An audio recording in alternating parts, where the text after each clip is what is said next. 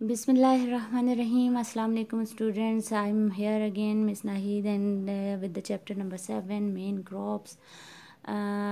Main जैसा कि हमने पहले भी पढ़ा था, सबसे पहले हम देखते हैं कि व्हाट इज़ एग्रीकल्चर या एग्रीकल्चर होता क्या है. ठीक है, the art and science of growing plants, other crops and the rising of animal for food, other human needs और इकोनॉमिक गेन्स. ये प्रोसेस जो है ये कहलाता है एग्रीकल्चर प्रोसेस. ठीक है. अच्छा, agriculture consist on crops, live stock farming and fishery. ये तमाम चीज़ें जो हैं ये इसके अंदर डिस्कस हम करने वाले हैं इस चैप्टर में इंशाल्लाह. Agriculture sector in Pakistan as you know that Pakistan is an agricultural country, और Pakistan has a rich and vast natural resources based convert various ecological and climatic zones. जैसे हमने पिछले चैप्टर में पढ़ा था क्लाइमेटिक जोन के बारे में. इसी वजह से हमें पता है कि हमें मुख्तलिफ़ किस्म के क्लाइमेटिक जोन्स मौजूद हैं पाकिस्तान में, और यही वजह है कि डिफरेंट टाइप ऑफ फूड हमें मिलता है. पाकिस्तान के अंदर इतना पोटेंशियल है कि वो इन क्लाइमेटिक जोन की वजह से, फेवरेबल वेदर और लैंड की वजह से हम मुख्तलिफ़ किस्म के जो फ्रूट्स एंड वेजिटेबल्स हैं या क्रॉप्स हैं उनको इंजॉय कर सकते हैं. ठीक है. Agriculture sector of Pakistan is the major contribution of economy and is wide spread all over the country. ठीक है. अच्छा, एग्रीकल्चर इन पाकिस्तान इम्पॉर्टेंट क्यों है उसमें देखें. उसकी इम्पोर्टेंस की वजह यह है कि जो तकरीबन 25% पाकिस्तान का टोटल लैंड एरिया है वो अंडर कल्टीवेशन है. इसके अलावा large irrigation system of the world यहाँ पर पाकिस्तान में मौजूद है.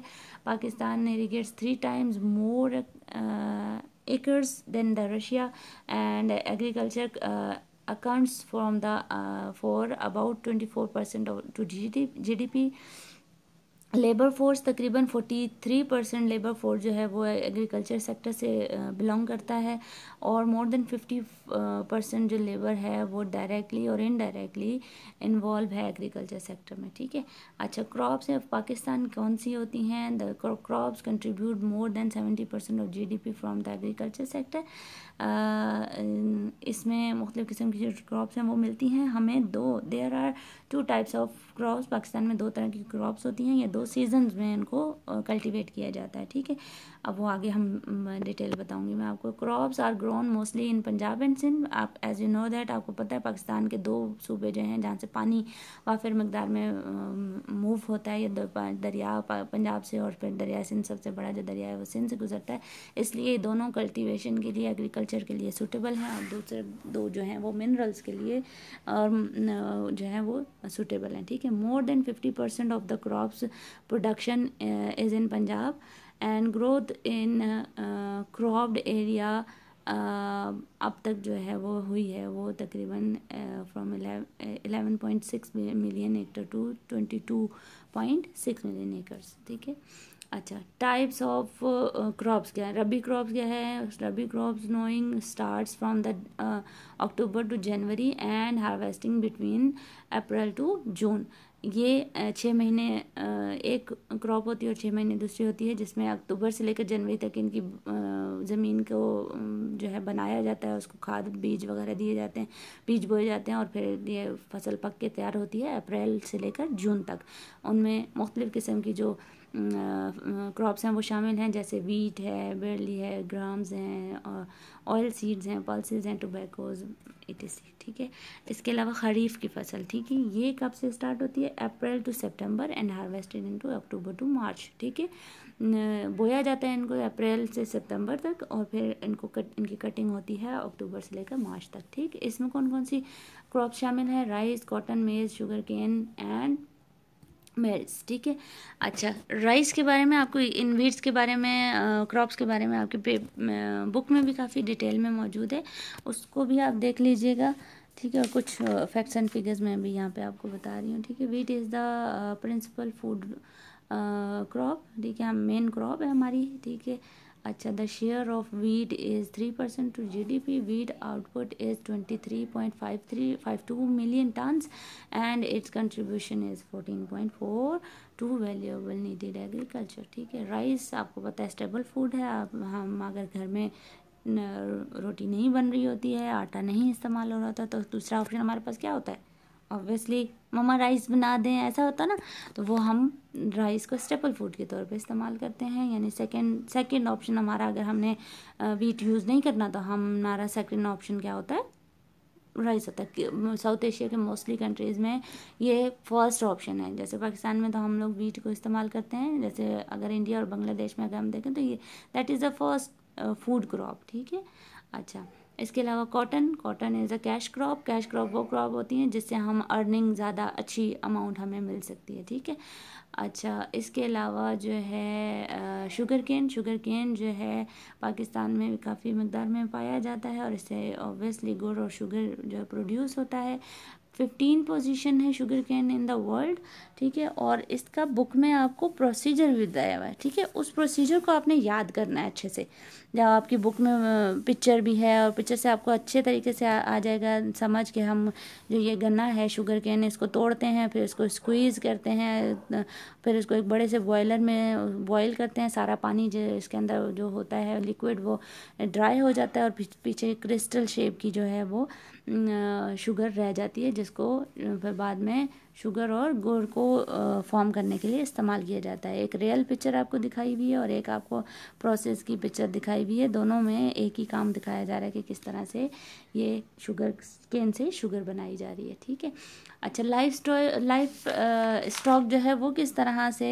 इसके अलावा बुक में आपके पास कुछ और क्रॉप्स हैं, उनके बारे में भी है, वो भी आप पढ़ लीजिएगा। ग्रेन्स हैं, पल्सेस जिसमें दालें वगैरह हैं वो शामिल हैं। मेज़ आपको मिला है जिसको कॉर्न बोलते हैं, पॉपकॉर्न खाते हो ना आप, वो वाला कॉर्न है, ठीक है। इसके अलावा बाजरा, ज्वार, उसका बारे में लिखा हुआ है, ठीक है। पंजाब और सिंध में मेनली इसको ग्रो किया जाता है।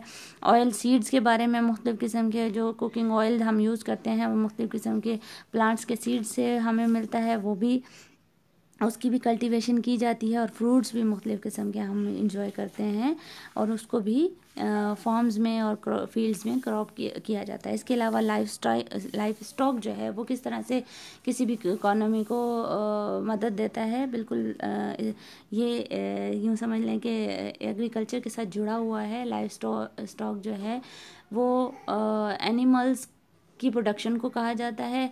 एनिमल्स मुख्तलिफ़ किस्म की जो हम उसकी जो खालें हैं या उसके बाल वगैरह हैं वो हम मुख्तलिफ़ किस्म की इंडस्ट्रीज़ के लिए as a raw material use करते हैं। लाइफ स्टॉक जो है वो जनरली रेज किया जाता है प्रॉफिट के लिए। इससे अर्निंग काफ़ी होती है। कारपेट्स और कालीन वगैरह हम बनाते हैं और इंडस्ट्रीज़ को रॉ मटेरियल भी प्रोवाइड करते हैं, ठीक है। इस तरह लाइफ स्टॉक जो है वो हमारे लिए इंडस्ट्री पॉइंट ऑफ व्यू से बहुत ज़्यादा फ़ायदेमंद होता है। इसके अलावा हमें डेयरी प्रोडक्ट्स जो हैं वो भी लाइफ स्टॉक से मिल रही होती हैं, ठीक है। जिसमें दूध है, इसके अलावा मुर्गियाँ अगर हैं तो अंडे हैं, चिकन है, मीट है, ये तमाम चीज़ें भी हमें, बटर, घी वगैरह ये भी हमें इसी लाइफ स्टॉक से मिल रहा होता है। मुख्तलिफ़ किस्म की जो यूँ समझ लें कि बाई प्रोडक्ट्स हैं वो इसमें से हम हासिल कर सकते हैं, ठीक है। थर्ड लार्जेस्ट जो कंट्री है पाकिस्तान का लाइफ स्टॉक के मामले में, पाकिस्तान में मवेशियों को पाला जाता है बड़ी तादाद में, ठीक है। अच्छा, इसके अलावा कुछ फिक्स एंड फिगर्स हैं जो कि पाकिस्तान लाइफ स्टॉक की वजह से हम अचीव करते हैं। मुख्तलिफ़ किस्म की जो एग्स हैं और उसकी जो स्किन है एनिमल्स की, मिल्क है, बीफ है, मटन है, चिकन है, उनको इस्तेमाल करते हैं। तो किस किस क्वांटिटी में वो आप इसको देख लीजिएगा, ठीक है। अच्छा, देखें चिकन का भी आपको यहाँ पर दिया हुआ है। इसके अलावा मीट इंडस्ट्री जो है वो भी, ये मीट जो है बाहर भी भेजा जाता है। गोश्त, जानवरों का जो गोश्त है वो बाहर मुल्क में भी भेजा जाता है ताकि दूसरे लोग जहाँ जानवर अवेलेबल नहीं होते वहाँ पर वो इस्तेमाल करते हैं, ठीक है जी। अच्छा, डेयरी प्रोडक्ट, वही बात बोल रही हूँ कि डेयरी सेक्टर जो है दूध, दही, मक्खन, घी वगैरह जो है वो हम इससे हासिल करते हैं और उसको भी इस्तेमाल करते हैं। तो ये बहुत ज़्यादा यूँ समझ लेंगे एग्रीकल्चर से जुड़ा हुआ एक और फैक्टर मौजूद है। फिशरी इन पाकिस्तान जो है, फ़िशेज़ मुख्तलिफ़ किस्म की, आपको पता है दरियाई मछलियाँ भी मौजूद हैं, और हमारे पास अरेबियन सी भी है, तो समंदरी मछली भी हमारे पास मौजूद है। तो और इसके अलावा बहुत सारी जगहों पर अभी जो गवर्नमेंट ने इसमें इंटरेस्ट लिया है और बहुत सारे फ़िश फार्म्स जो हैं वो बनाए हैं और फार्मिंग की जा रही है। जैसे चिकन की फार्मिंग की जाती है, फ़िश मुर्गियों की उनको पाला जाता है, या गाय बकरियों को पाला जाता है, उसी तरह फ़िश फार्मिंग भी की जा रही है। ठीक है, Pakistan have a coastal line, वही जो मैं बता रही हूँ कोस्टल लाइन है, जिसकी वजह से फ़िशेज़ जो हैं हमें बड़ी तादाद में मिलती हैं और इसको हम बाहर भी एक्सपोर्ट करते हैं।